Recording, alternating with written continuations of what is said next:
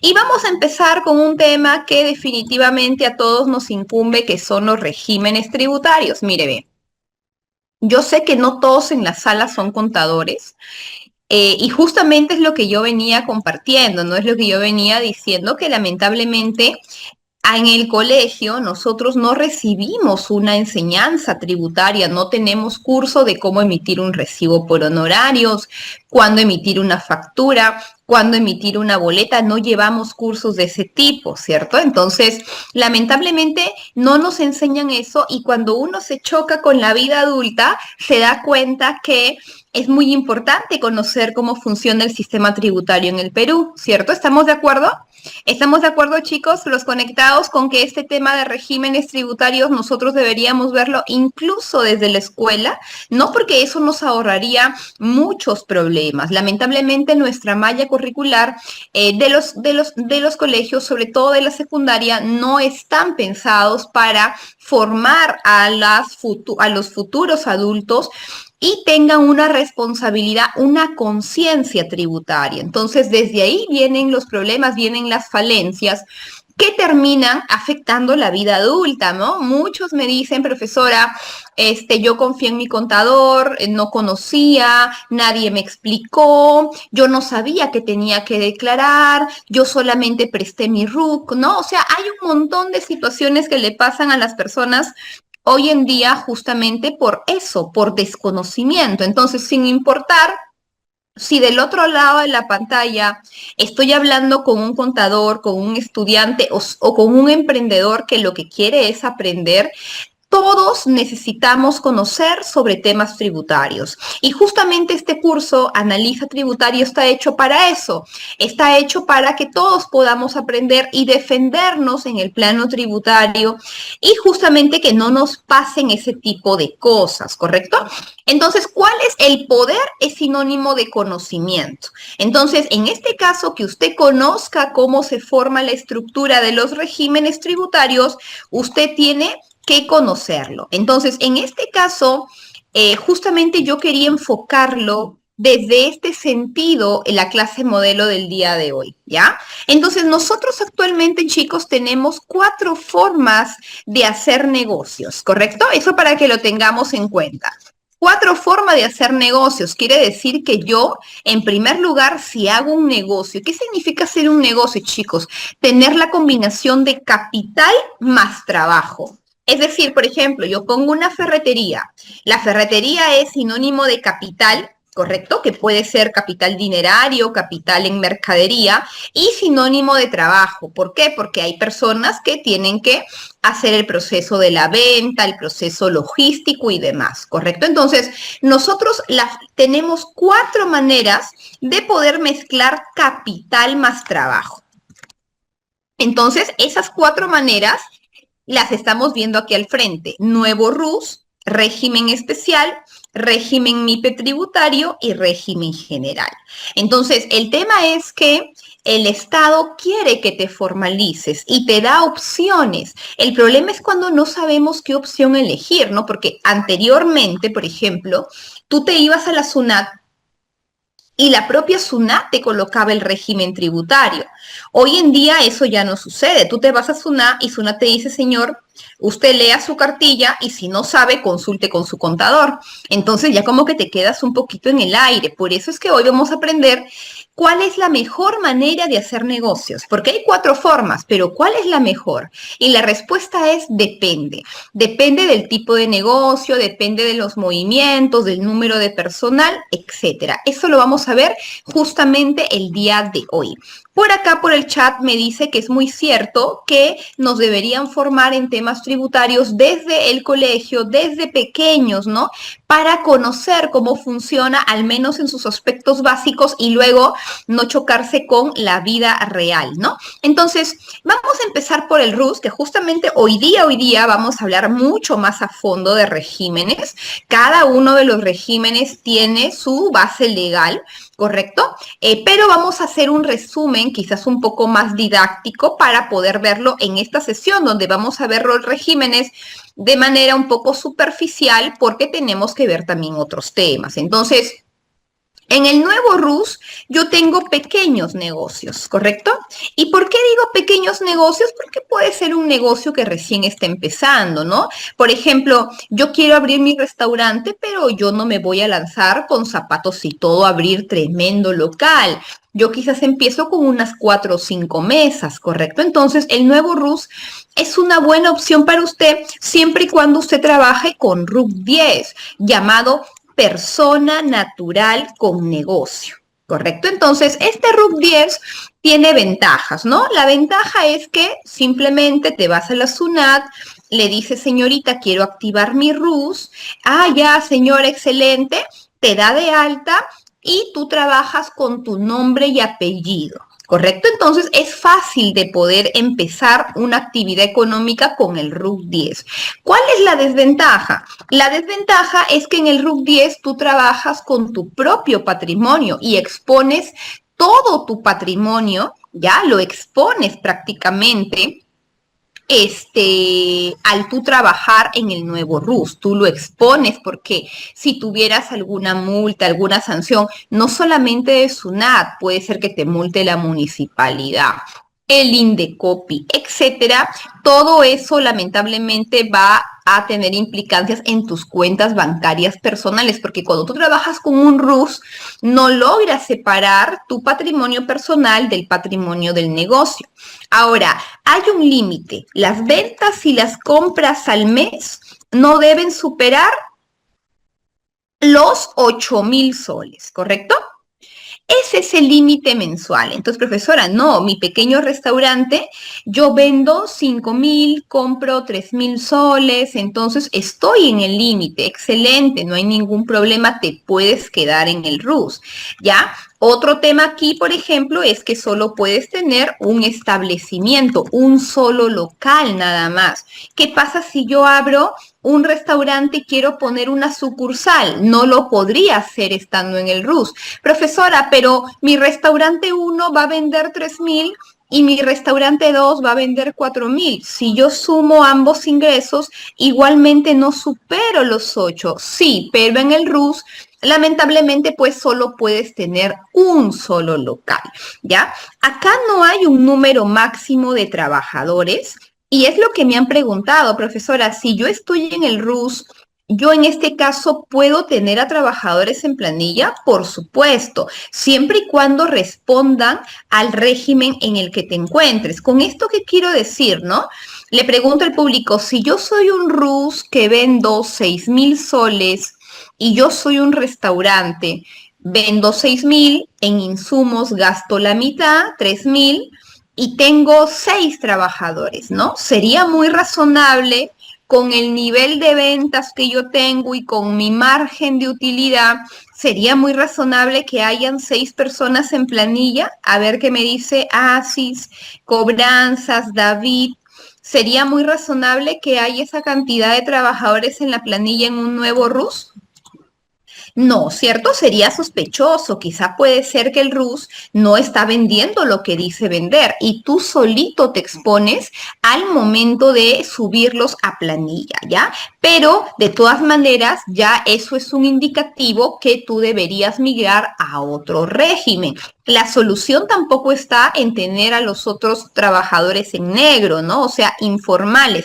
Esa tampoco es la solución, pero como le comento, tiene que guardar una relación porque esa podría ser una causal para que se den cuenta que no deberías estar en el nuevo RUS. Ahora, tú en el nuevo RUS no necesitas un contador como tal, o sea, no requieres un contador porque no declaras impuestos como tal. Lo que tú haces es pagar una cuota mensual que va entre los 20 a los 50 soles. Eso es lo que tú vas a pagar de forma mensual. Entre 20 y 50 soles, dependiendo si estás en la categoría 1 hasta 5.000 y en la categoría 2 hasta 8.000 soles, ¿correcto? Entonces, Profesora, pero a mí me han dicho que el RUS no es una buena idea porque a los del RUS no les dan préstamos en el banco. Falso.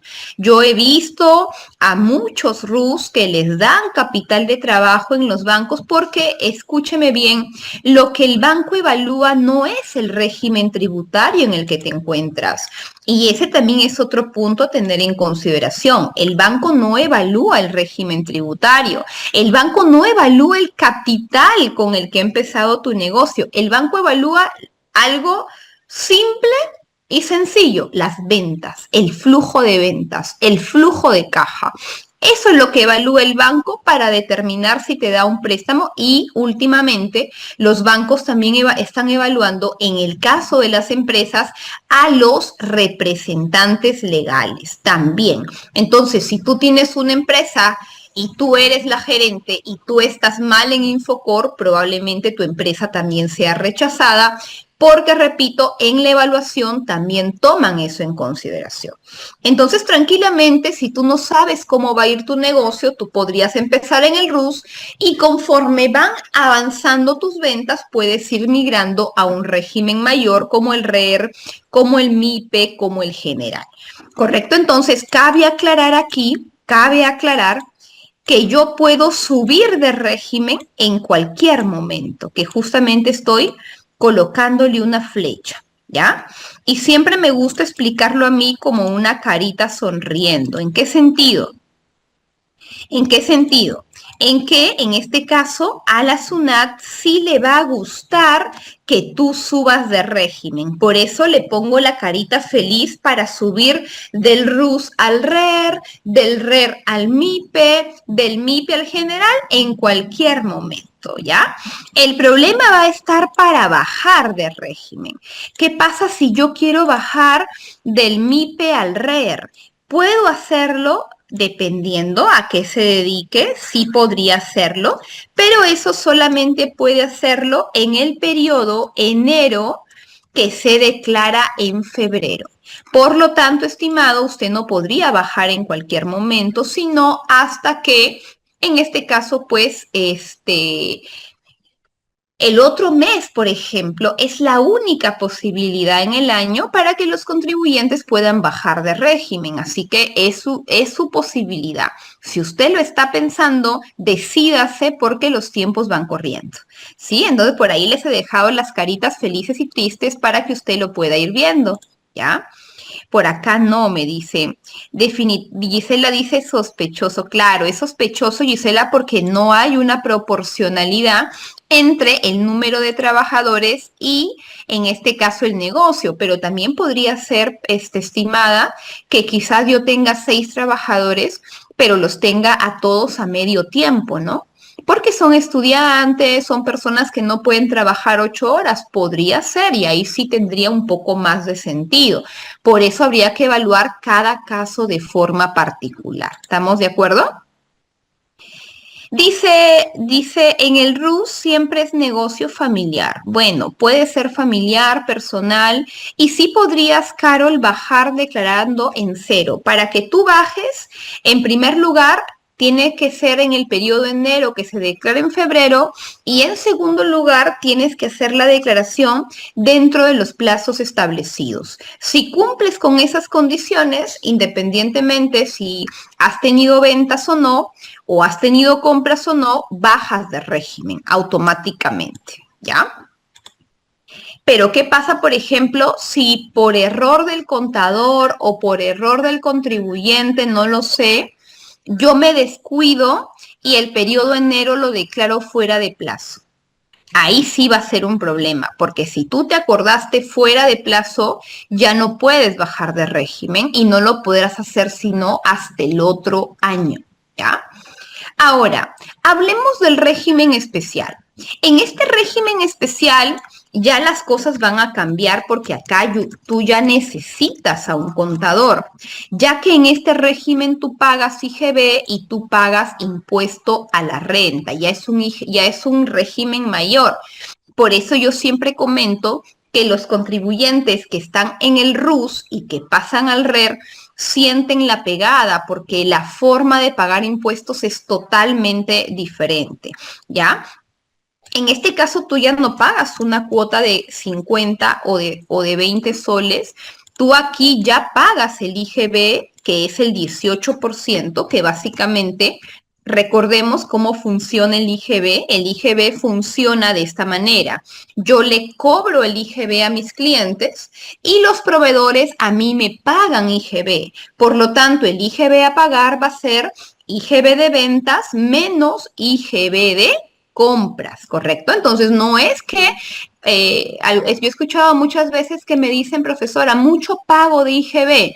Es que no es tu plata, pues, es la plata de tus clientes. El problema es que como todo entra a tu cuenta, tú crees que el dinero te pertenece y eso es incorrecto. El dinero no te pertenece. El único ingreso que tú tienes es tu venta menos IGB.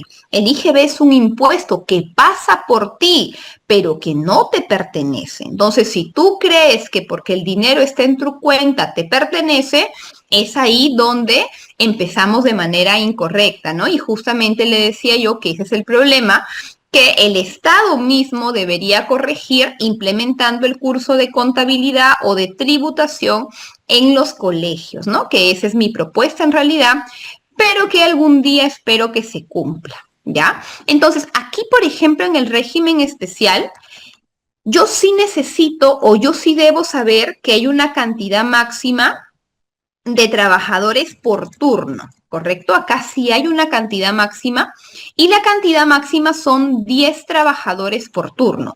Yo no debería tener más de 10 trabajadores por turno y esa puede ser una causal porque te saquen del RER, porque quizás tú no te diste cuenta, no lo tenías en consideración, en tu planilla tienes a 15, a 16, y la SUNAT dice, oye, pero ¿cómo el régimen especial va a tener a 15, a 16? Y todos trabajan full time. Eso es una causal para sacarte del RER, ¿correcto?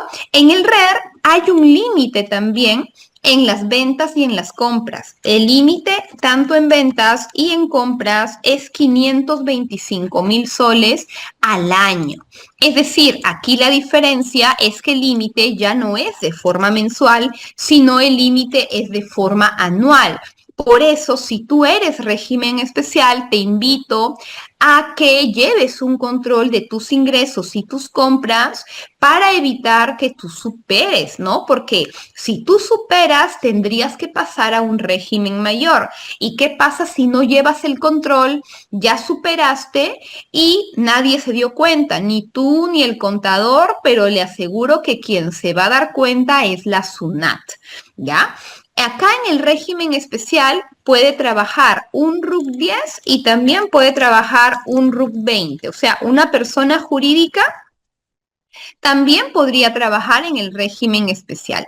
Y el régimen especial también está hecho para pequeños negocios, ¿ya? Digámoslo de esa manera, para pequeños y medianos negocios, ¿ya? Porque aquí, evidentemente, estimados, el límite, el umbral ya es mayor, ¿ya? Entonces, básicamente son los lineamientos. Acá no hay límite respecto al número de establecimientos. Puede tener usted 2, 3, 4, siempre y cuando en conjunto no superen los 525,000 soles, ¿correcto? ¿Qué me dice por acá? Dice, comprar y vender vehículos de segundo uso puede estar en el régimen especial. Muy buena pregunta, Samir. ¿Por qué? Porque tanto en el RUS como en el RER, ¿ya? Hay actividades excluidas. Es decir, hay actividades que por más que estén dentro de los umbrales, de los límites, no pueden estar ni en el RUS ni en el RER por el solo hecho de dedicarse a esa actividad. ¿Ya? Entonces, su compañero tiene la consulta si la compra y venta de vehículos usados tiene alguna restricción para estar en régimen especial. ¿Correcto? Ahora, hay una serie de actividades que el día de hoy vamos a verla más a detalle. Hay una serie de actividades que no pueden estar en régimen especial. Por ejemplo, lo que es contabilidad, lo que es asesoría legal, lo que es temas informáticos, ¿no? Por ejemplo, comisionistas, por ejemplo, lo que son los que venden lo que es combustible, ¿no? ¿Ya? ¿Quiénes más no pueden estar en el régimen especial? La lista es amplia, repito, solamente estoy haciendo un resumen, ¿no? Los que venden lubricantes tampoco, ¿ya? Los que venden lubricantes tampoco. Los notarios no pueden estar en el régimen especial, pero si usted lee la base legal del RER, no excluye la compra y venta de vehículos usados bajo régimen especial, no lo excluye. Lo único que sí, Samir, es que va a depender a cuánto usted vende y compra los vehículos, ¿no? Porque en este caso, si usted llegara a superar los 525, tendría que migrar a un régimen mayor. Pero la sola actividad de compra y venta de vehículos usados no lo veo yo como una actividad excluida del régimen especial. Ya, aquí solamente estamos dando algunos ejemplos. Por ejemplo, en el RUS, quienes no pueden estar en el RUS. Por ejemplo, no pueden estar en el RUS los comisionistas, los notarios, los que realicen una actividad profesional, los grifos, por ejemplo, no podrían estar en el RUS porque hay también, ya en la noche lo vamos a ver un poco más a detalle, pero hay también actividades que no pueden estar en el RUS ni en el régimen especial, ¿sí? Dice, si yo camuflo una venta como si fuera un servicio, emitiendo RHs, la SUNAT, ¿qué consecuencias puede haber? Bueno, en principio, estimado Richard, si tú emites recibo por honorarios es porque tú estás ofreciendo un servicio nada más. No estás vendiendo tú los productos. Por ejemplo, ¿qué pasa si yo me dedico al tema de catering? ¿Correcto? Yo me dedico al tema de en este caso, brindar servicios, ¿cierto? Por ejemplo, yo voy a entregar lo que es bocaditos, alfajores, no lo sé, todo está valorizado en 3.000 soles. Yo voy a emitir un RH. A ver, si nosotros leemos el concepto de rente cuarta, el RH es por la prestación de un servicio técnico, profesional, por un servicio de ciencia, arte u oficio, ¿cierto? Entonces, efectivamente yo estoy colocando mano de obra, ¿cierto? Porque yo preparo las tortas, los alfajores, preparo los bocaditos, eso no lo estoy negando. Lamentablemente, Richard, no solamente tú cobras por tu mano de obra, tú cobras por el producto final, o sea, hay insumos de por medio. Por lo tanto, no cabe la figura del recibo por honorarios y el problema podría ser tanto para ti como para la otra parte, ¿no? Como para la empresa que va a sustentar ese gasto, porque le podrían desconocer el gasto porque no está con el comprobante de pago correcto y no refleja la realidad de la operación. Que a ti te cobren 3.000 soles por hacer bocaditos solamente la mano de obra resulta un poco inverosímil, ¿no? Entonces no deberías hacer eso. Tú solamente emites RH cuando estamos hablando de la prestación de un servicio, profesión, arte, ciencia u oficio. Solamente el servicio, mejor dicho, la mano de obra, ¿ya? Entonces, en ese ejemplo que yo he dado, ¿cuál sería la figura correcta? Que yo me acoja al RUS en la medida que mis ingresos y mis compras no superen los 8.000, yo tendré que emitir una boleta por el catering. ¿Correcto? Y si ya supero, tendría que estar en régimen especial. Dice, el límite en el RUS debe ser mensual, podría ser anual que no supere los 96. No, el límite es mensual, estimada Marixa, son 8.000 soles. Si usted en este caso multiplica 8.000 soles por 12, el tope máximo al año es 96. Pero no puede ser que yo un mes boletee 10, otro mes boletee 7, otro mes boletee 5 y yo solamente me preocupe por el monto final. No, el límite también tiene que ser mensual. ¿Ya? El límite es mensual. Si yo en algún momento supero los 8.000, quedo fuera del RUS. ¿Ya? Dice, ¿qué sucede cuando yo vendo sin IGB y compro con IGB?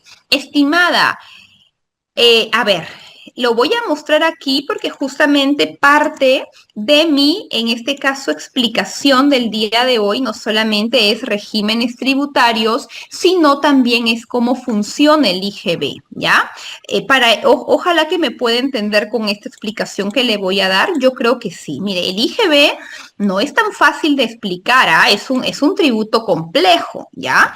Sobre todo porque muchos no le damos la importancia que deberíamos, ¿ya? Pero yo le explico cómo funciona el IGB y usted luego me comenta si me ha entendido el funcionamiento o no, ¿ya? El IGB es un impuesto al consumo, ¿correcto? Mejor dicho, es un impuesto que grava la cadena comercial. Este impuesto es asumido por el consumidor final, ya que es el consumidor final quien pierde el IGB porque no lo puede, digámoslo así, compensar, ya que no lleva una contabilidad como tal. ¿Correcto? Entonces, realmente, ¿quiénes asumen el IGB? Los consumidores finales. Eso para que usted lo tenga muy en cuenta, muy en consideración, ¿ya? Entonces, para que una empresa liquide su IGB, el IGB es IGB de ventas e IGB de compras, ¿correcto? La diferencia entre el IGB de mis ventas menos el IGB de mis compras es igual al IGB a pagar, ¿cierto? Esa es la fórmula que la mayoría conocemos, ¿ya? Pero, estimada Greti, para que una empresa tome el IGB de sus compras, se deben cumplir varios requisitos, que eso también lo vamos a ver en clase. Pero hay un requisito sustancial para que una empresa pueda tomar el crédito fiscal. Y este requisito nunca lo olvide. El requisito es el siguiente. Para poder tomar el IGB de mis compras, el IGB debe estar destinado a operaciones, grabadas. Esto en cristiano, profesora, ¿qué es lo que quiere decir? Que la lógica pareciera sencilla. Vendo con IGB, compro con IGB.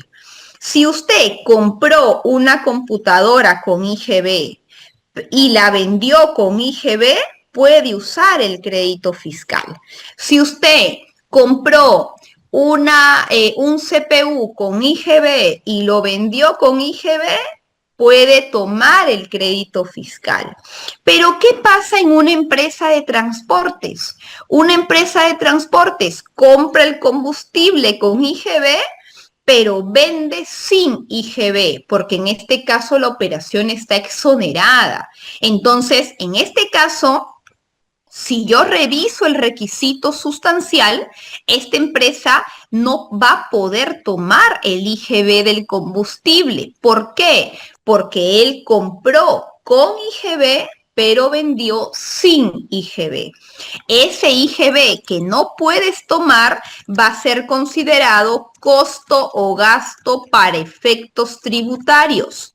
Por lo tanto, ese IGB que no puedas tomar, estimada, quien me hizo la pregunta, Greti, termina contabilizándose en una cuenta 64 IGB, ¿correcto? Entonces, por ejemplo, si tú eres una empresa de transportes, si tú eres una empresa, quizás un colegio, y tú compras computadoras con IGB, tus recibos de luz son con IGB, pero están destinados a operaciones sin IGB, no vas a poder jalar el crédito fiscal. Y ya cuando revisemos el CIRE, que es el registro tanto de ventas como de compras, vamos a poder ver que el CIRE está hecho para poder diferenciar justamente las operaciones y ver si podemos o no podemos tomar el crédito fiscal. ¿Ya? No sé si hasta ahí me dejé entender, Greti, pero la lógica es aparentemente sencilla. Solo podré tomar el crédito fiscal de las compras que estén destinadas a las ventas con IGB. Tiene que guardar esa proporción, porque no sería justo, pues chicos, rompes la dinámica de la balanza. No sería justo que tú compres con y vendas sin IGB, ¿ya? ¿Listo? A ver, me avisa si se entendió. Dice, una pequeña panadería puede estar en el régimen especial. ¿Es correcto, Samir? Las panaderías, mientras no tengas más de 10 trabajadores por turno, mientras en este caso no superes los 525,000, la actividad de la panadería no es una actividad que esté fuera del RER. No, no es una actividad prohibida en el RER. Por lo tanto, no vería problemas. A excepción, Samir, que aquí también hay que verificar el tema de los activos, ¿ya? Porque en el tema del RER hay un límite respecto a los activos, que básicamente sería la maquinaria, que yo no sé muy bien el tema de la panadería, sé lo que todos saben, que requieren en este caso maquinaria para hornear, para en este caso hornear los pasteles, ¿cierto? Pero en el régimen especial hay un límite respecto a los activos fijos y los activos fijos no deben superar los 126,000. Por lo tanto, si tu maquinaria no supera ese límite, podrías estar tranquilamente en régimen especial, estimado Samir. ¿Y cuál es la otra ventaja de estar en régimen especial por la que muchas empresas quieren quedarse en el régimen especial? ¿Por qué? Por el impuesto a la renta, porque acá en el régimen especial tú pagas el 1.5 y te olvidas de la SUNAT. La SUNAT se olvida de ti y tú te olvidas de la SUNAT, porque ya a la SUNAT no le importa si ganaste, si perdiste, ya no es su problema, ya no es su conflicto. Entonces, simplemente tú pagas el 1.5 de tus ingresos y con eso has liquidado el impuesto a la renta, ¿ya? A diferencia de los otros dos regímenes que vamos a conversar, donde a la SUNA sí le importa si tú ganas o pierdes, ¿correcto? Y eso es un punto que hay que tener en cuenta, en consideración, ¿ya? Dice, si la SUNAT designa baja de oficio, sí, Jaime, a veces la SUNAT te puede declarar en baja de oficio porque no has tenido movimientos y por lo tanto ya no tendrías que hacer la declaración de, en este caso, los impuestos porque no hay movimiento, ¿ya? Profesora, en una asociación de mercado, ¿cómo se puede deducir el IGB? Dice, en una asociación de mercado. ¿Cuál es su intención de la asociación, Giovanna? ¿Cuál es su objeto? ¿Cuál es su objeto de la asociación? ¿A qué se dedica respecto al tema del mercado? ¿No? A ver, detállemelo ahí abajo, la pregunta es muy general. ¿Ya? Abrí mi consultorio, soy médico, ¿a qué régimen debo acogerme? Vanessa, si tú has abierto un consultorio, correcto, entonces esa es la combinación de capital más trabajo. No puedes estar en el RUS porque las actividades profesionales se prohíben en el RUS. No puedes estar en el RER porque los médicos y odontólogos no pueden estar en el RER, incluso tampoco los veterinarios. Entonces no te va a quedar de otra que estar en régimen MIPE tributario, ¿correcto? MIPE tributario es la solución para ti, es el que más te conviene, ¿ya? Dice, llegó una carta inductiva donde indican que se declaró honorarios que no cuentan con suspensión. Sí, Luzmila, esa carta es de todos los años, ¿sí? Si usted ha pedido o tiene recibos sin suspensión de renta, fin de año, le van a notificar porque hace cruces de información la SUNAT. Para subsanar eso, se podrían anular esos honorarios y rectificar la plame. No se podrían anular, estimada Luzmila, si ya se prestó el servicio y ya se hizo el pago. No sería correcta una anulación y en lugar de arreglar un problema, estarías generando otro. Si el servicio se prestó o se pagó, el recibo por honorarios ya no se puede anular, ¿ya? Rectifica la plame y manda una carta. No, ahí lo que tendrías que hacer es calcular el tributo más los intereses y pagar la multa. En este caso, la multa lo asumirá la empresa y lo que es el impuesto, hay que hablar con los locadores para que ellos lo asuman, ¿no? Porque es su responsabilidad, ¿correcto? Ahora, si es que tú subsanas voluntariamente, sí tienes gradualidad, estimada, sí tienes gradualidad. Y ese es otro tema que no estamos hablando el día de hoy, pero no le recomiendo que los revierta porque la operación sí ha ocurrido, Luzmila. Ustedes sí, o sea, sí le han prestado el servicio. Por eso es que no hay forma de que yo pague un recibo mayor a 1.500 si no me traen la suspensión de renta, ¿no? Porque ya yo he visto eso y no quiero que me pase, ¿no? Porque lamentablemente a veces tú contratas a alguien por una única vez, ya no tienes ni su número ni su correo y luego la SUNAT te cobra a ti, ¿verdad? Porque la empresa fue la obligada a retener. Es ahí donde vienen los conflictos, ¿ya? Eso me pasó a mí, chicos, una sola vez en el año 2018, en una empresa chiquititita donde yo me confié, porque yo sí pedí la suspensión, pero la señorita me dijo, no, sí la tiene, y yo le creí, ¿correcto? Y como yo estaba en otros temas, lo dejé pasar.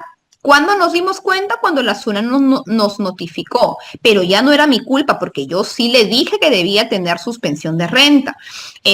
Pero de ahí en adelante nunca más he vuelto a pagar a un locador sin antes corroborar que tenga suspensión de renta cuando el recibo supera los 1.500, ¿ya?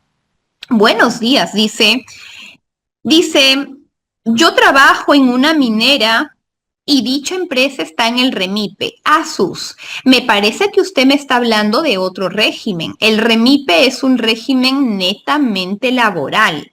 Ahorita nosotros estamos hablando de regímenes netamente tributarios. Aunque su nombre se parece, REMIPE y MIPE tributario no son lo mismo, ¿ya?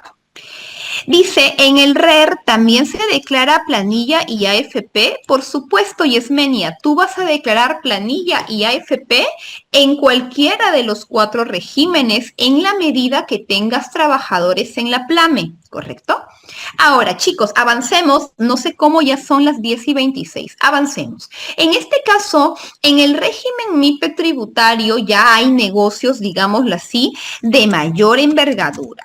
O también pueden haber negocios chiquitos que no pueden estar ni en el RUS ni en el RER por la actividad a la que se dedican. En este régimen MIPE tributario sí puedes trabajar con RUC 10 y con RUC 20. Cabe aclarar que en el régimen MIPE tributario las ventas al año no pueden superar las 1.700 UITs. Aquí ya no ves las compras. Aquí el único límite van a ser las ventas. Máximo, en este caso, los ingresos máximo 1.700 UITs al año, ¿correcto? Al año. Entonces, más o menos, chicos, a la fecha, 1.700 UITs son como 9 millones, ¿ya? Eso es lo que no podría superar para el 2026 en el régimen MIPE tributario. No hay límites respecto al número de establecimientos, no hay un número máximo de trabajadores en el régimen MIPE tributario. ¿Ya? Obviamente, más que nunca en el régimen MIPE tributario tú necesitas un contador. ¿Por qué? Porque en este régimen, les decía yo, ya la SUNAT te va a cobrar impuesto a la renta sobre la utilidad que tengas, ¿correcto? Y eso va a ser un conflicto, señores, va a ser un conflicto si es que tú no has llevado la contabilidad con un contador porque probablemente no manejes la ley del impuesto a la renta y no hagas la DJ anual, te multen, encima te cobren el impuesto y va a ser, pero un tema, ¿ya? En este caso, el IGB va a mantenerse en el 18%. Lo que va a cambiar es el tema de la renta, ¿ya? Yo voy a hacer lo que es pagos a cuenta, que básicamente son adelantos que yo realizo del impuesto a la renta, que puede ser el 1%, que puede ser el 1,5 o el coeficiente, eso ya lo explicaremos en la clase, no se asuste porque no es tan difícil como parece, ¿sí? Pero básicamente la historia termina así. Yo calculo mi utilidad, ¿ya? Mi utilidad tributaria. Las primeras 15 UITs van a pagar el 10% y el exceso pagará el 29,5%. De esa manera se calcula lo que es el régimen MIPE tributario a efectos de liquidar el impuesto a la renta, ¿ya? Aquí en el régimen MIPE, las actividades pueden trabajarse sin ningún problema, a excepción de lo que son las instituciones educativas, que sí o sí tienen que estar en régimen general. No hay un límite en los activos, no hay un límite en activos en régimen MIPE tributario, ¿ya? Pero acá tienes que hacer una DJ anual. Es decir, tienes que elaborar estados financieros para la SUNAT, porque la SUNAT te lo va a pedir, ¿correcto? Y eso no sucede ni en el RER ni en el RUS, ¿ya? Por eso le decía que sí o sí necesita un contador, ¿ya? ¿Qué más me dicen por acá? Dice, la pantalla completa no se visualiza bien. A ver, Benigno, la pantalla completa, en este caso, a ver, lo había hecho un poquito más grande para que usted pueda ver un poco más a detalle, ¿sí? Pero también en este caso le puedo colocar de esa manera para que vea usted el resumen, ¿ya? A ver, ¿qué más me dicen por aquí? Y ahorita vamos a pasar ya al régimen general. Ya hemos hablado un poquito del IGB también, que es un tema netamente tributario. Pero por acá veo que hay 235 participantes y la mayoría de ustedes están activos haciéndome preguntas en el chat y eso me agrada porque quiere decir que estoy aclarando quizás algunas dudas, ¿ya? Las movilidades se pueden emitir con honorarios.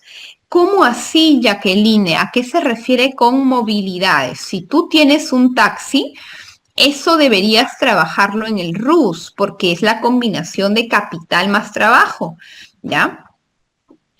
¿Podremos tener beneficios y liquidaciones?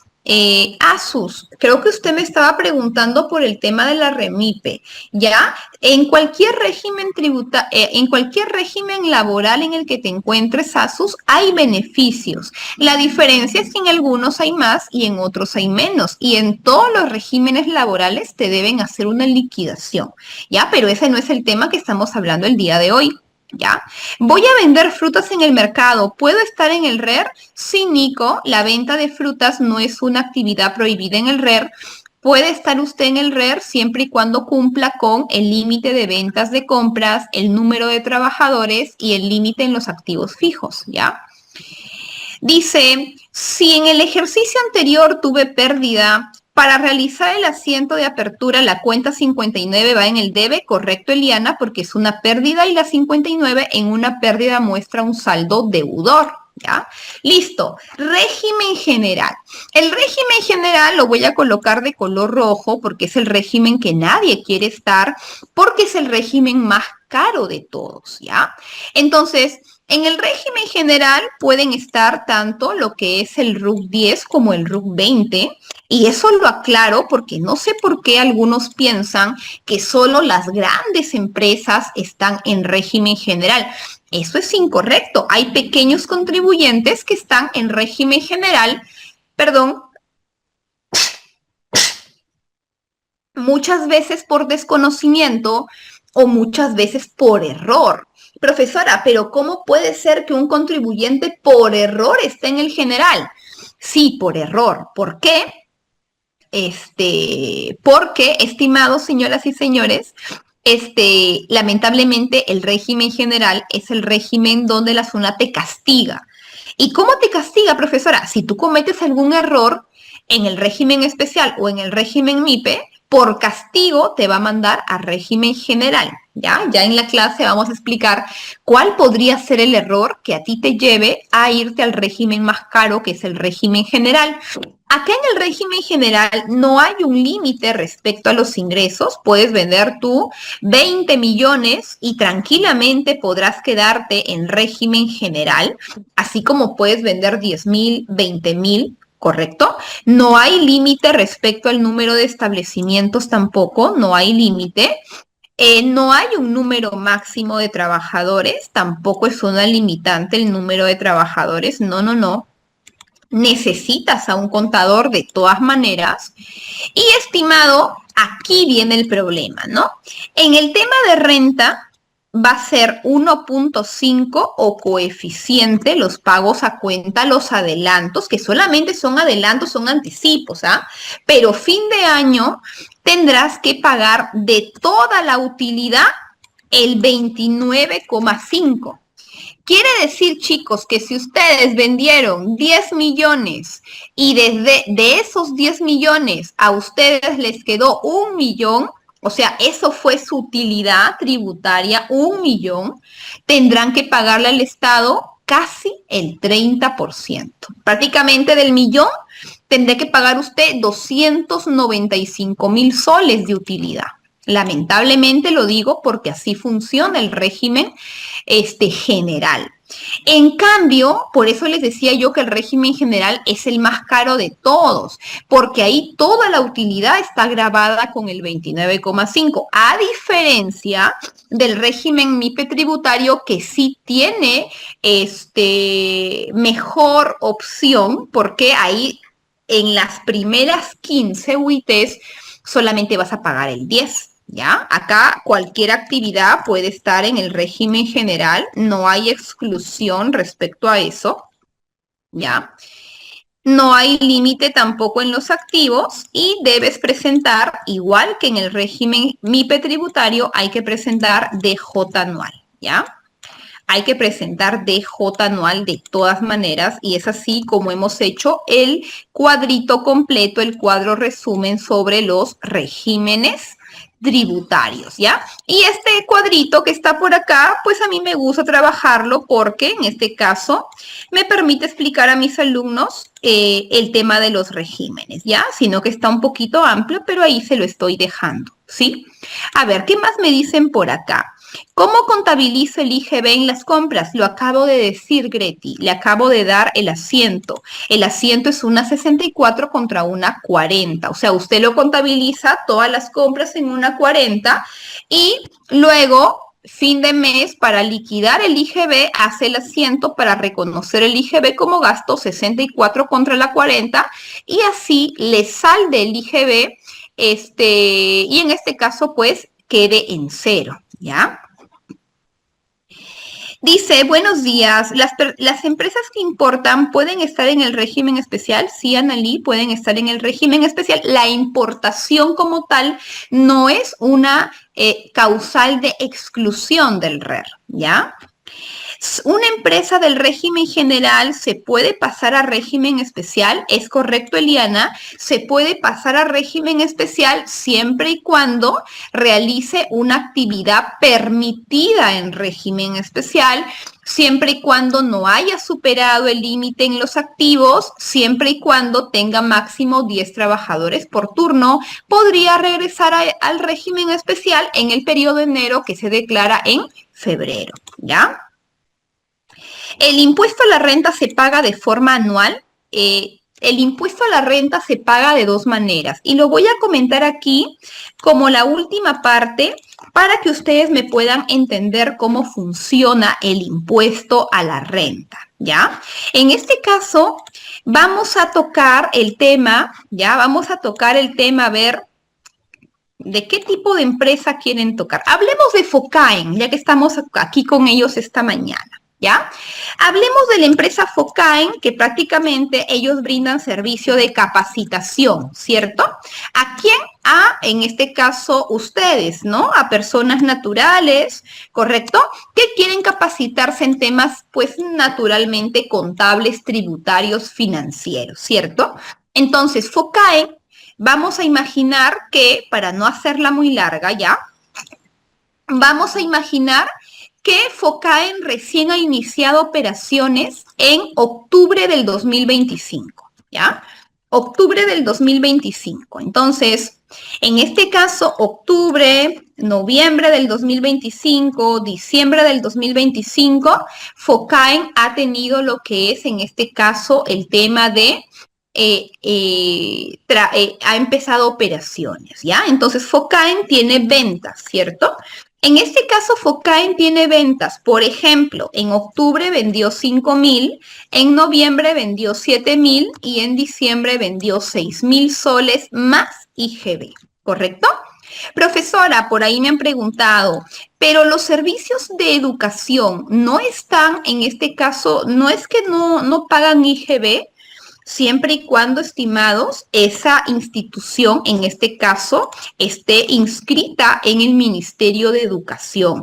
Pero si yo mañana más tarde decido abrir, por ejemplo, y dar clases de cocina, dar clases, no sé, de pintura, y no tengo, digámoslo así, como tal, una inscripción como un colegio, ¿no? Entonces, esa operación sí está afecta y está grabada al IGB, ¿ya?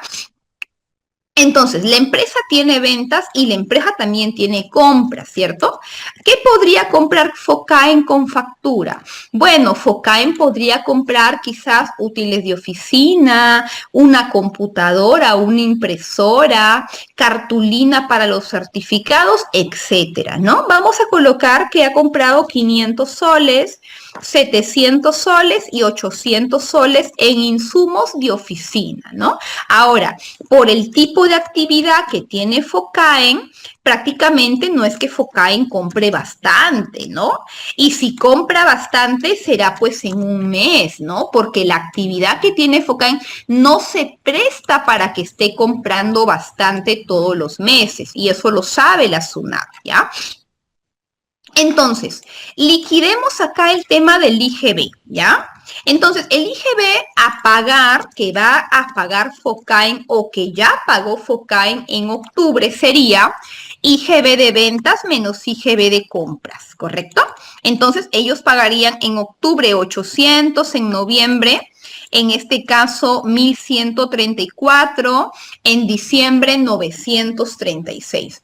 Eso es lo que prácticamente pagaría Focaen en temas de IGB. Pero vamos con el tema de la renta. Yo le pregunto, en octubre del 2025, la SUNAT podría saber si es que la empresa a fin de año iba a tener una utilidad o iba a tener una pérdida. La SUNAT lo ha podido saber en octubre del 2025. ¿Qué me dice el público? A ver aquí.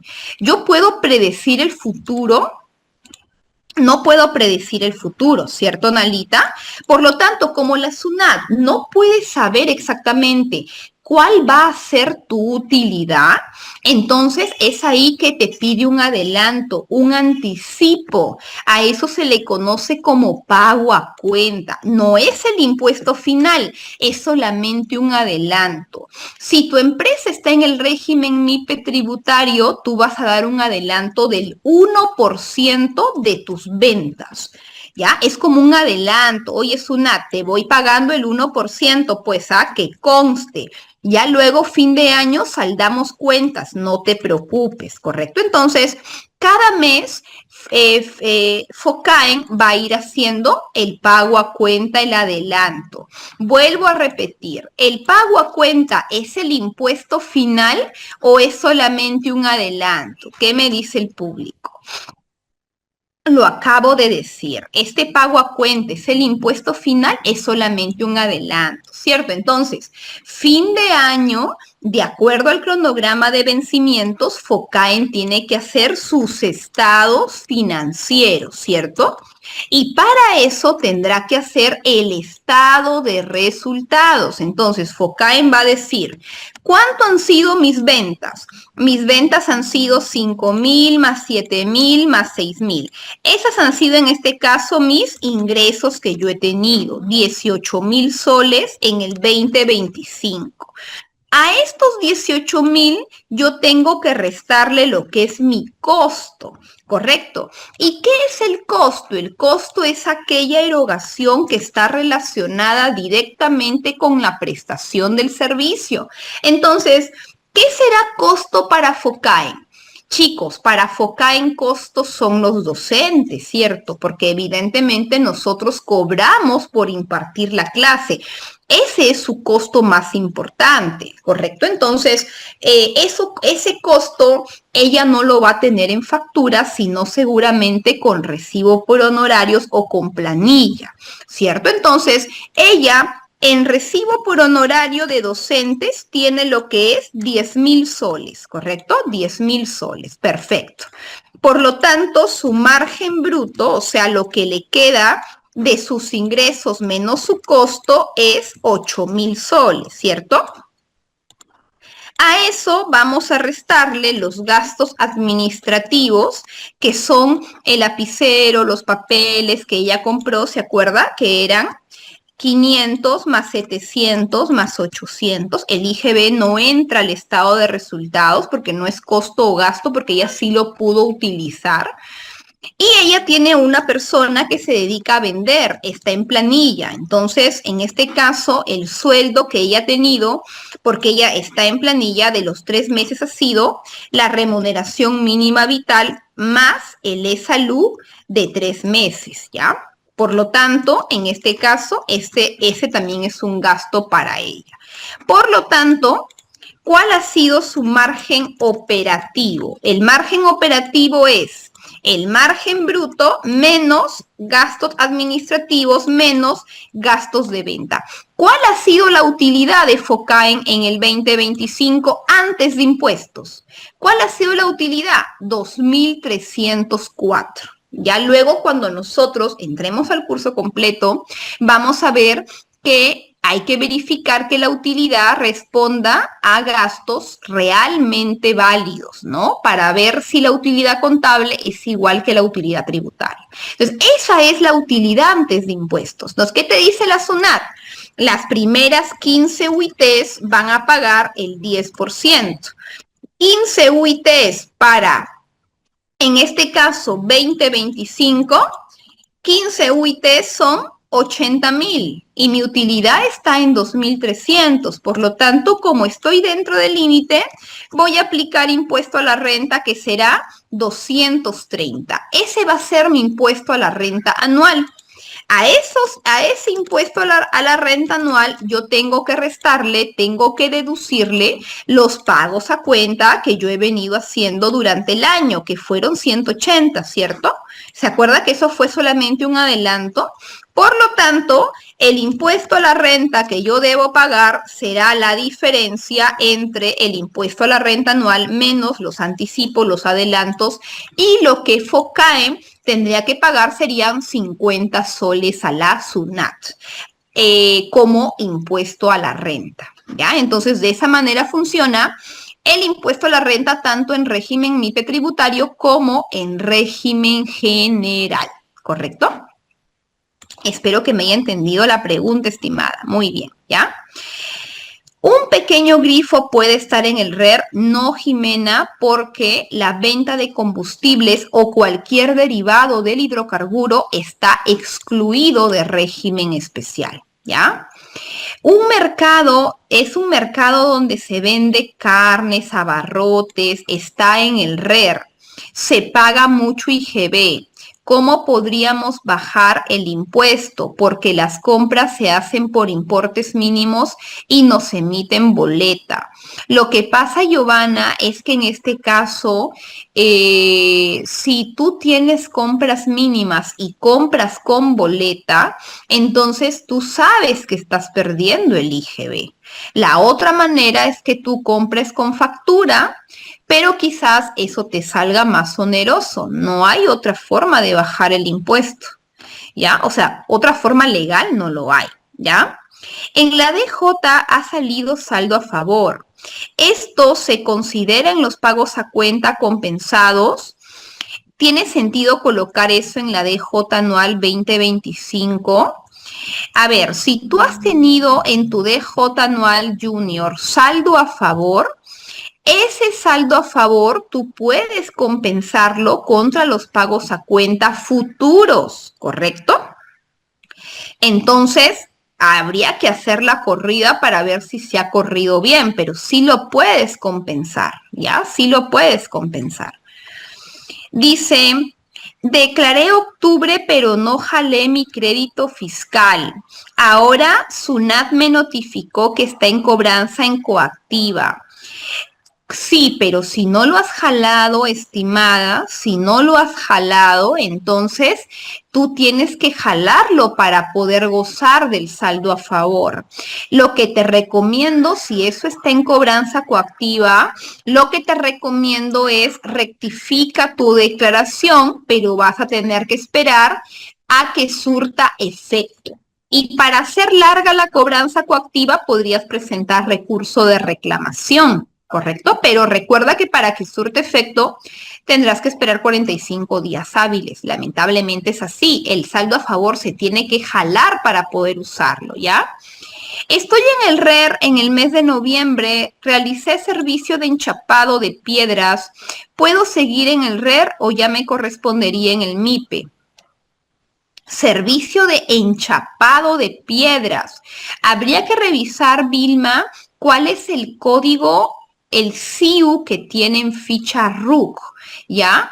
Para ver si esa actividad está excluida o no. De manera general, yo le diría que no está excluido, porque no todos los servicios están excluidos del régimen especial, pero habría que verificar su código en ficha RUC, ¿ya?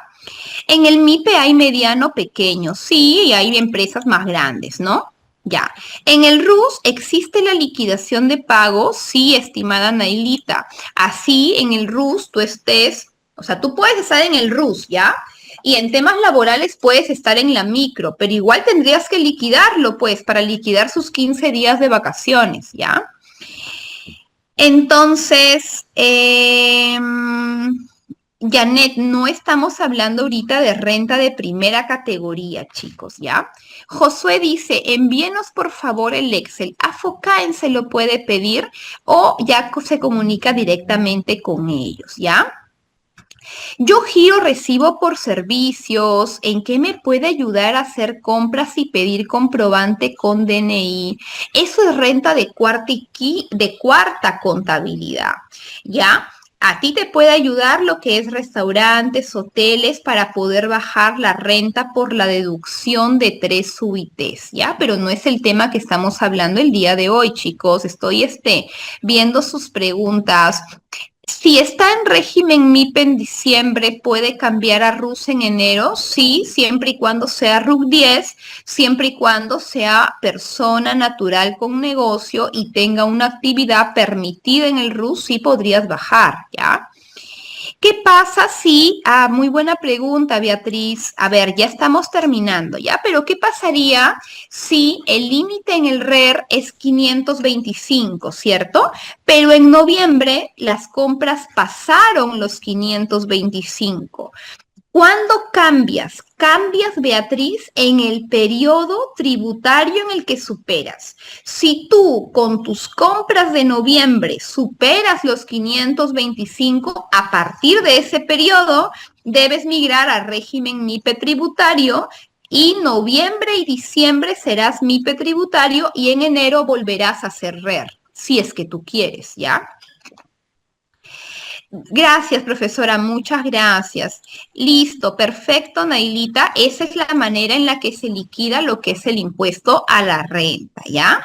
¿Cómo sería para el RER? Para el RER, Janet, a tus ingresos solamente aplícale el 1.5 y te olvidas de hacer lo que yo he hecho aquí. Esto que yo he hecho aquí solamente aplica para régimen MIPE tributario y para régimen general. ¿Sí? Chicos, para mí ha sido un verdadero placer compartir con todos ustedes